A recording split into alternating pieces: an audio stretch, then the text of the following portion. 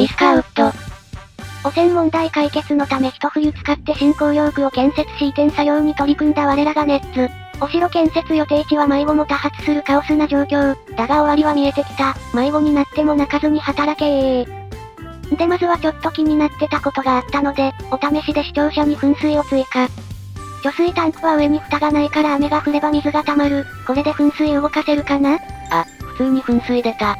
タンク増やせば汲み上げ担当の負担が減らせそう。まあそれほど水使ってねえけどな。そういえば食堂増築工事の時に、水浴び場を解体したので代わりにシャワーを設置しなきゃ。この島臭いネズミで溢れてます。配管工事もお忘れなく。あいよ。採掘現場の石を捨てるために新たな埋め立て計画開始。一瞬埋める範囲が433とか出てた。深さがあるからこれはかなりの工数だ。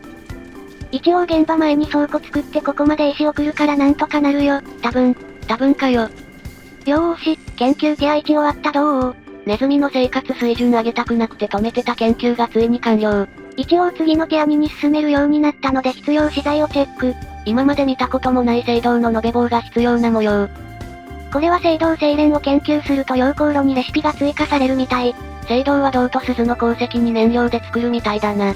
それなりに数必要っぽいしトリマこれを研究しましょ。っていうか鈴鉱石って補給物資ガチャの報酬でしか手に入れてないと思う。在庫は14個、次のティア研究には144必要らしいからこれもなんとかしないとだな。通勤大変なとんがり山開拓でお疲れのフリックを、不思議な力でつまんで送迎。フリック、最近盛り土担当に近くの家から追い出されたかわいそうなネズミ。増築した食堂はまだフル稼働させてないけど大盛況。下の釣り埠頭で釣った生魚を生のまま盛り付けても、ネズミたちが満足するシェフの盛り付け技術は圧巻。シャワーも完成、ネズミたちで満員御礼。満員でも無理やり入るマナー悪い奴もいるぞ。こら、悪い子はつまんで孤島に置き去りにするぞ。子は？激しい雨でもタンクの水は減ったり増えたりか。タンクを作る銅の在庫は800もあるからたくさん作れば組み上げを無人にできそうだが、研究にも使うし微妙。研究ティアを上げたことで賛同の減少が怖かったけど、100程度しか減らなかったみたい。食堂追加稼働するとかまだ改善余地はたくさんあるから、当面は賛同の心配はなさそうだ。200日目の朝だー、キリキリ働けー。200日目もうちのイキリ総督は元気。天守台建設地もだいぶ低くなってきて、無駄に高いエレベーターより低くなりました。てなわけで降り口を低くして上の部分を撤去。今までありがとうございましたさてカオスな現場を整理しますか。最近サボってるから石の生産量がやや減少傾向だ。一応道とかも敷いて素早く掘れるようにお手伝いっと。掘削工事、準備だけでも楽じゃないぜ。フリックー、今日も一日山の開拓よろしくねー。つまんで送迎。さあ丸太を運べー。家を出たら積まれて運ばれ即刻労働、恐ろしいブラック企業だ。そっちの伐採は終わったから今度はこっちをよろしく。ちなみにこの伐採場には男の子で同名のフリックも働いております。男の子の方は盛り土担当に家を奪われてないから通勤少し楽だけど、今日は特別に運んであげましょ。地道なとんがり島開発の日常。合流してラッパマークで気合を注入。2匹は仲良し。知らぬところでラブコメしてそう。だな。密輸業者さーん、今回も黄金と石全部交換ね。毎回キリ石と交換してるからさすがに在庫減ってきたぞ。石切り工作業が遅いぞ。ってコンベア集まる寸前じゃった。少し工程を見直した方が良さそうだ。石から加工した切り石専用の倉庫を近くに建てれば、生産効率アップするかな？冬の間とか倉庫いっぱいになるし、切り石専用の倉庫とかそのうちしっかり作りたいな。採掘キャンプが山頂に集中しすぎで、一つのラインのコンベアーに投入しすぎも良くない。ここに倉庫作ったら移動させて掘って、その土は盛り土に使わせるよ。現地で掘って現地で埋めるのは理にかなってそうだな。まあ使う予定のない土地だけどね。おい。取った魚を大量に保管するため、小型倉庫をたくさん増築だー。アプデで大型倉庫が追加されるとは知らない、哀れなレイムさんをご承覧あれ。そんななお、小さい収納は釣り埠頭で使う漁網専用だったり、それなりに考えられております。こうして200日目の節目が終了。200日経過して分かったのは、石の家に魚と食堂があれば産道安定するってことだな。自然林を切り開いて整地するだけなら余裕。これからは広大な農地、プランテーション経営でお金を稼ぐぞー。わかりやすい植民地支配する悪徳領主レイムさん。それでは先生、農業の何たるかを皆に叩き込んでやってください。技術者ギルドの面々を学校にねじ込み、農業ギルドへの転属を開始だぜ。私のために田畑を耕すのだ。ただいま小さい倉庫を整理中。収納多すぎで管理しきれないので地道に整理しています。季節も秋になったので今年もストーブの準備を開始。植林等の丸太の生産量が減ると板の生産も滞るから島の発展に直結するぜ。端っこの採掘と埋め立て担当用に、石の家を2軒追加。家建てんのにも地味に板使うんだよな。まあ野ざらし保管の板がまだあるけどね、土壁工事跡の穴ぼこ埋めなきゃ。綺麗に掘削終わってる。これははしごがないと登れないいい防壁。なお見た目がダサいから切り石で装飾予定。それアホほど切り石必要になるやつ。まだ見ぬ仲間が増えてもいいように、食堂を、建てまし。食堂さらに倍プッシュだ。これで3階部分も食堂となり高さができたので、こんな感じで上の方からも食べに来れるようにしました。家からも近くなるように階段とかもつなげ、細かく配慮された匠の設計でございます。今は解体して再建築予定だけど、燻製が届く倉庫前にエレベーターも設置。これは食堂で働く上の兄貴とかが食材を搬入するのにも使えそう、喜ばれそうだ。食堂って歪な形してるなって思ってたんだけど、この隙間って多分エレベーター設置用だったんだね。これは見事なシンデレラフィット、たくさんあるから混雑時にも役に立ちそうだな。ではこんな感じで工事よろしく。ただいま大工総勢15名、多めに確保してるけどこれは時間がかかりそうだ。切り石保管用の倉庫が完成。でもこれじゃ足りないので下を掘ってさらに倉庫を作るぞ。建てた後に地下を作る、便利な工法を発見したレイムさんの図。どうしてこうなった？効率良い採掘現場を作ったつもりが、また迷路を作ってしまった残念の。徴税人が来たので地金ちゃん10本放出で上回る出荷。して鈴鉱石と延べ棒セットをゲット。なお贈与と仰々しい表現をされているが、にゃんこからしたら重し用の石と金属くずであったりする。ネッツの島はゴミ捨て場扱いよ。さてここの収納は漁網専用に。倉庫たくさんあるからどこに何入れるか忘れる前に設定だ。コンベア集まりかけた影響か、本日は石の生産量がやや少なめ。物流管理が生産量にもろ影響するから修正もやりがいあるぜ。本日の作業の夫人はこれで参るぞ。持ち上げ階段で一段上に上げて、昨日のコンベアを再利用しただけ。それではここをがっつり掘るぞー。今日も地獄の重労働。石材の家にかやぶき屋根はなんか違うなぁと思い、石材を乗せてみたけどこれもなんか違うなぁの図。考えた結果、家を裏向きで追加して石壁っぽくしてみました。ほとんど正面向けて建ててたからこれは新たな試みだな。装飾して屋根部分を隠してみたけどこれはこれで微妙？樹皮屋根かレンガ屋根が欲しいところだ。バイルネズミ建築は意外と難しいね。家の増築で板使いまくっちゃったので野ざらし保管の板を回収。板の在庫減ってきたな。木は需要も多いから板増産も難しい。今後の開発に影響出てきそうだ。鳥マス磨き用に丸太を紅葉区に送ってるので、それを利用できる製材場ここにも建てましょ。で板持ってきたので増築する家の周りを追加で総称を置く。エレベーターも2機完備。降りるのはスライダーの方が便利なので、裏にはスライダーもつけてみました。石切港前、通称通勤スライダー。こんな感じになりそうろー。縦長。マンションっぽくて効率は良さそうだけど、城下町にはふさわしくない見た目だね。徴税もあるから完全に道楽で作るのは厳しいぜ。野ざらし保管してた板、使い切っちゃった。でもまだ裏に謎の海上プラットフォームがあるけん。これは足場の丸太がメインで作られてるから板は少なめです。倉庫の整理がなかなか進まないので輸送ハブを、建てまし。主に収納にねじ込んだ鉱物を紅葉区に運ぶのに手こずってる模様。魚倉庫完成。これで大量の魚が保管可能に。さすがに多すぎじゃねえか？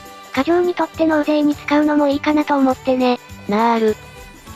石の生産量が150くらい増えてる。倉庫できたし明日は魚も期待だね。詰まってたコンベアが流れただけかもしれんがよかったな。今日から君たちには埋め立て用の石を得るため、とんがり山を削ってもらいます。とんがり島の南側は鉱物やら資源が豊富っぽいからそのうち大規模開拓するかもしれん。重要任務だ。頑張ってくれ。露天掘り現場、面倒で放置してたけど、コンベアーで上に運べるようにしました。エレベーターの上り下りが減り、効率アップ。なお、天守台建設予定地の場所の様子は、地獄絵図。キリキリ働けー。働かない子は生魚あげないよ。ひでえ。序盤に後先考えずたくさん作った収納後や、全然片付かず再開発ができぬ。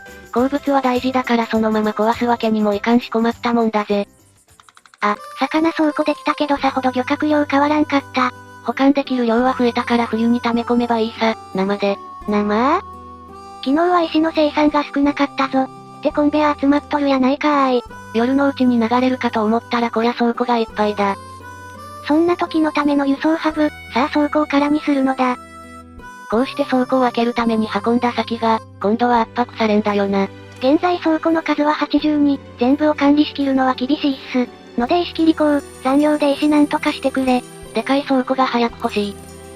やったー、倉庫に空きができるぞー。もはや密輸業者が倉庫整理業者扱い。てかお前の金地金だけで倉庫一つ埋まってるからなんとかしろ。やだ？採掘は進めたいけど倉庫がいっぱい。ひぎ、手動コンベア切り替えの術。石切り工倉庫のラインを、本当裏の無駄埋め立て地現場倉庫に切り替え。建設資材が減って大工需要が減ったらがっつり人員投入予定。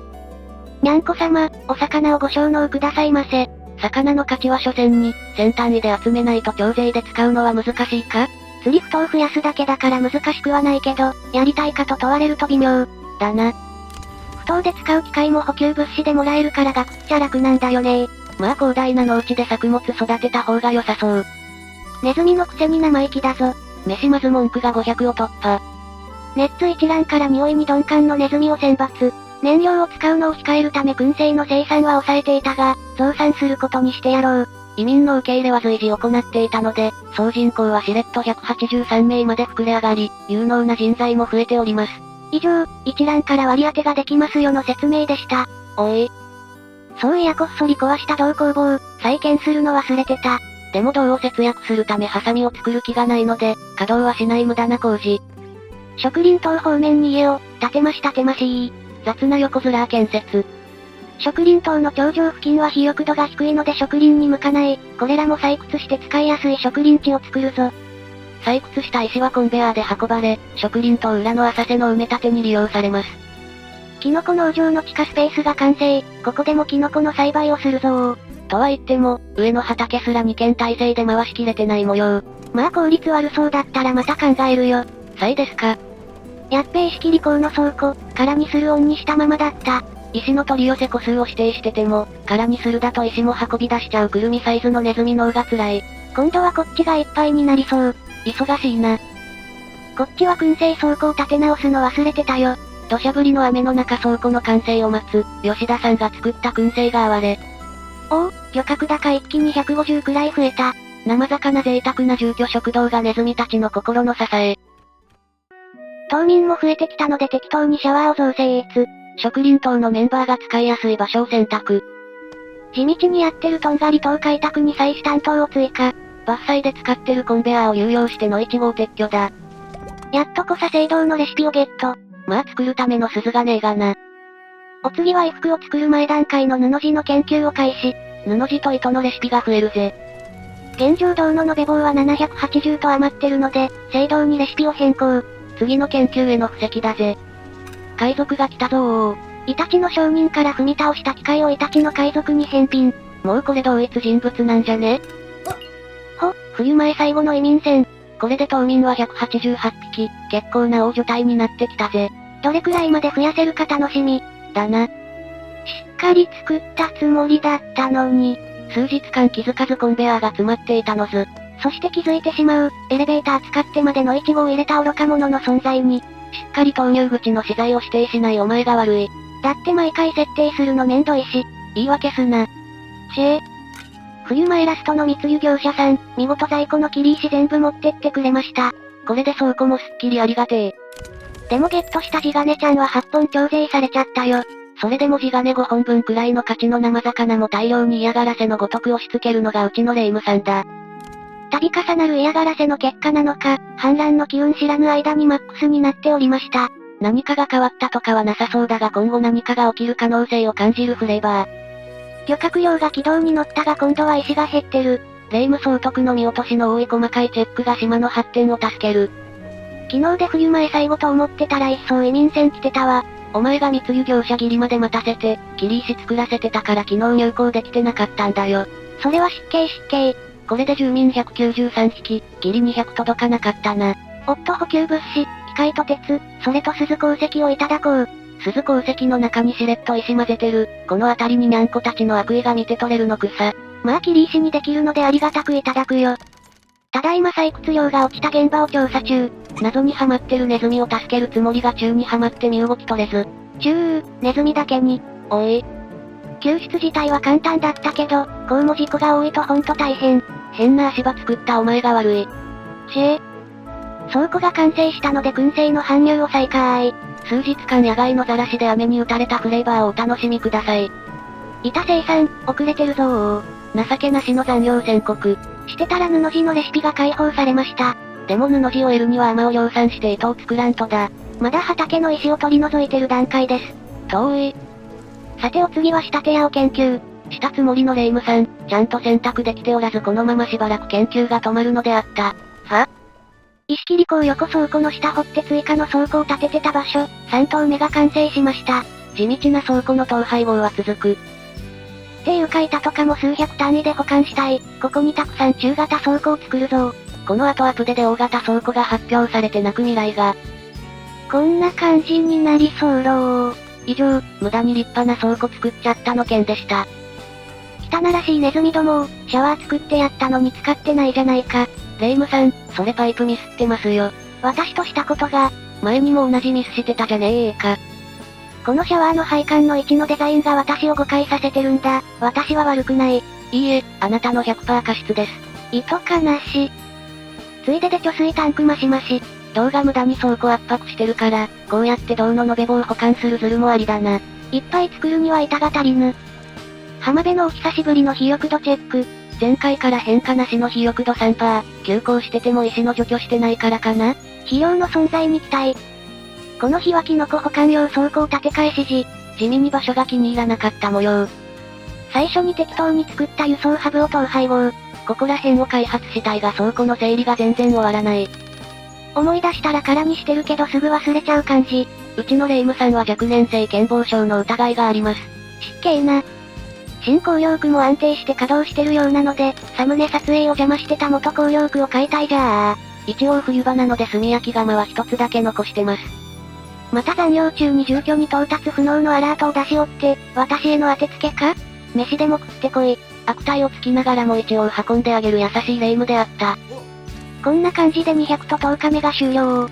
山道を800近く得てネズミたちの気分はマックス。こうしてこの島の開発は明日も続いていくのであった。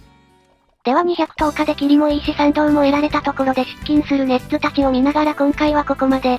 縦長のマンション、意外といいじゃないと思っていただけたら、グッドボタンよろしくお願いいたします。今後の参考にいたします。未だに続くお城の土台工事、でもあと一層、終わりは見えてる。重労働を重ねたネズミたちは幸福になることはできるのか？続きが気になる方はチャンネル登録がおすすめなんだぜ。ではまたお会いできることを願って。じゃ、またねー。